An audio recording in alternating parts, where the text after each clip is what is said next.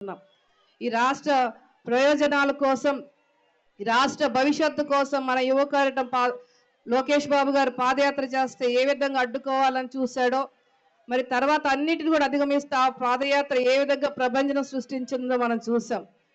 తన కుటుంబాన్ని చట్టాలు రూపొందించే శాసనసభలో ఏ విధంగా అవమానిస్తే అన్నిటిని కూడా తన పంటి బిగున భరిస్తూ ఎంతో సహనంతో భరించిన మన మచ్చలేని చంద్రబాబు నాయుడు గారి మీద ఏ విధంగా చేయని నేరాన్ని మోపి వ్యవస్థను ఉపయోగించి 53 రోజులు జైలుకు పంపి మనందరినీ మానసిక క్షోభకు గురి చేశాడో మనం చూసాం. మరి అటువంటి సైకో పరిపాలన మన రాష్ట్రాన్ని విముక్తి చేయాలంటే నారా చంద్రబాబు నాయుడు గారు అనే నేను మాట వినాలంటే మనకి కేవలం 2 నెలలు మాత్రం సమయం ఉందండి. ఈ 2 నెలలు కూడా చాలా కీలకమైన సమయం. జీవన్మరణ పోరాటం, చారిత్రాత్మక పోరాటం. ఆ పోరాటంలో భాగస్వామి మనం అందరం కూడా చరిత్రలో నిలిచిపోయే విధంగా పోరాటం చేద్దామని ప్రతి ఒక్కరు కూడా సైనికుల్లాగా, ముఖ్యంగా జనసేన పార్టీ సైనికులు, అదేవిధంగా తెలుగుదేశం పార్టీ సైనికులందరం కూడా పోరాడి ఆ ఉన్మాది పరిపాలన అంతమొందించే వరకు కూడా విశ్రమించకుండా పోరాడి మళ్ళీ చంద్రబాబు నాయుడు గారిని, పవన్ కళ్యాణ్ గారి ప్రభుత్వాన్ని రాష్ట్రంలోకి తీసుకురావాలని కోరుతూ సెలవు తీసుకుంటున్నాను. ఏ బాబు దిగాలి, అక్కడ ఆ వైర్లు ఉన్నాయి, అక్కడ మీటింగ్ డిస్టర్బ్ అయితే మీరు ఆ వైర్లు చూసుకోకుండా ఆ రకంగా ఇదైతే ఇబ్బంది అవుతుంది. దిగాలి అవతలకి, అక్కడ వైర్లు ఉన్నాయి, షాక్ కొడతాయి.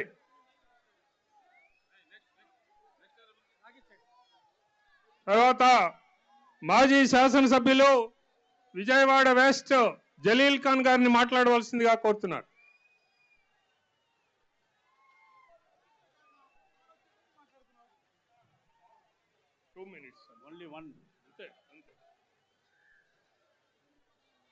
సభా అధ్యక్షులు పెద్దలు నెట్టం రఘురాం గారు, వేదిక మీద ఉన్న పెద్దలు, నాయకులు, ఇక్కడ విచ్చేసిన కార్యకర్తలకి, నాయకులకి అందరి పేరు పేరున నా నమస్కారాలు తెలియజేస్తున్నా. నాకు ఎప్పుడైతే జగన్మోహన్ రెడ్డి మార్పులు చేర్పులు పెడుతున్నాడో సీట్లకి, నాకైతే ఒక అనుమానం వస్తుంది. ఈ ఎన్నికలు వచ్చే లోపల వాళ్ళ ఎమ్మెల్యేలు, మంత్రులు ఆ పార్టీలో ఉంటారా, బయటకు పోతారా, ప్రజలకి తెలియని పరిస్థితి ఉంది.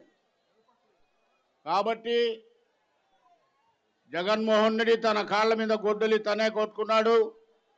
ప్రజల్ని మోసం చేసి గతంలో వచ్చాడు.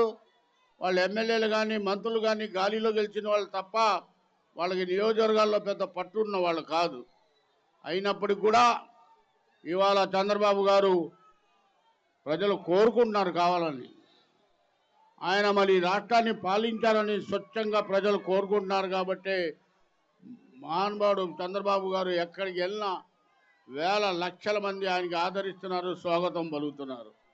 కాబట్టి సోదరులారా, ఇక్కడ ఇచ్చేసిన ప్రతి మహిళ, ప్రతి కార్యకర్త, ప్రతి యువకుడు మీరందరూ కూడా కష్టపడి రాబోయే రోజుల్లో ఇంటింటికి తిరిగి మన పరిస్థితి దరిద్రం 5 సంవత్సరాలు ఎట్లా పోయినాయో, మా పిల్లల భవిష్యత్తు బాగుండాలంటే ఎవరు కావాలో, ఇవాళ చంద్రబాబు గారు గతంలో ఏం చేశారో ఇవన్నీ కూడా వివరిస్తూ మీరు ఇంటింటికి ప్రచారం చేయవలసిందిగా కోరుతూ సెలవు తీసుకుంటున్నా.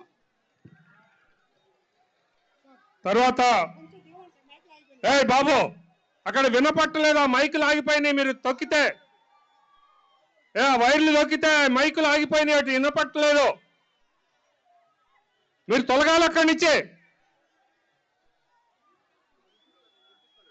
గౌరవనీయులు విజయవాడ ఈస్ట్ శాసనసభ్యులు శ్రీ గద్దె రామ్మోహన్ గారిని మాట్లాడవలసిందిగా కోరుతున్నారు.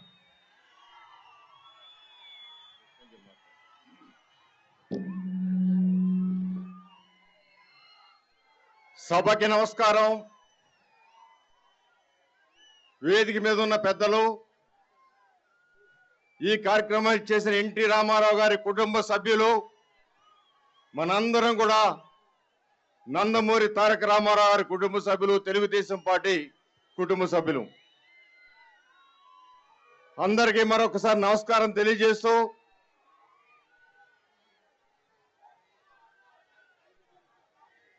ఈ రాష్ట్రాన్ని, తెలుగు జాతిని ఉమ్మడి రాష్ట్రాల్లో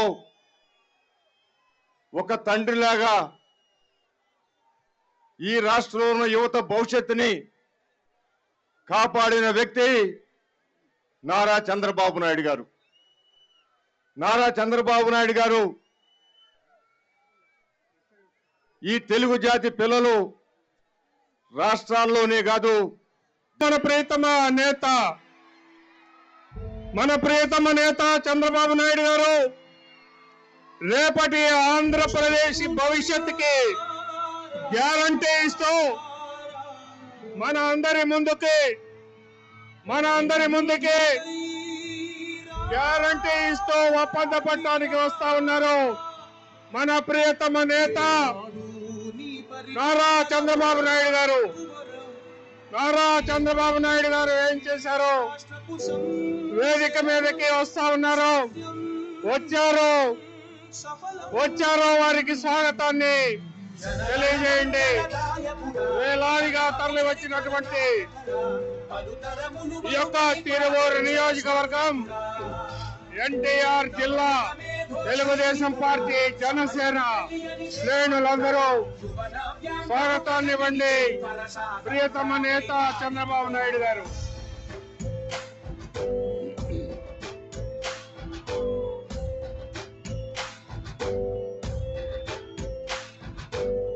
ప్రతి ఇల్లు నిన్నే పిలిచింది, ప్రతి గడప నీకే స్వాగతం అంటోంది, ప్రతి మనసు నువ్వే గెలవాలంటోంది. పెద్ద కొడుకు నీవై తోడున్నావో చాలు, ఎన్టీఆర్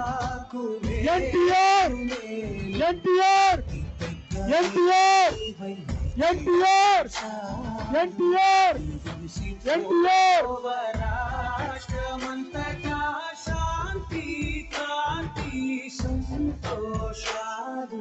నాయకుడా మళ్ళీ నువ్వే రావాలి, నవ్యాత్ర పాలకుడై నువ్వే గెలవాలి. నాయకుడా మా తోడై నువ్వు ఉండాలి, మేమంతా నీ వెంటే ఉండాలి. అందరికీ హృదయపూర్వక కృతజ్ఞతలు. మన ప్రియతమ నేత చంద్రబాబు నాయుడు గారికి అఖండమైనటువంటి స్వాగతాన్ని ఈ రోజున మీరందరూ కూడా ఇచ్చారు. తెలుగుదేశం పార్టీ అందరికీ కూడా కృతజ్ఞతలు తెలియజేస్తా ఉంది. ఎవరి సీట్లలో వాళ్ళు కూర్చోవాలి. మళ్ళీ సభ ప్రారంభం అవబోతా ఉంది. ఎవరి సీట్లలో వాళ్ళు కూర్చోవాలి. సభ సజావుగా జరగాల్సినటువంటి అవసరం ఉంది. కూర్చోండి. రోడ్డు మీద ఉన్న వాళ్ళు కూడా సభా ప్రాంగణంలోకి రావాల్సిందిగా కోరుతా ఉన్నాం. రోడ్డు మీద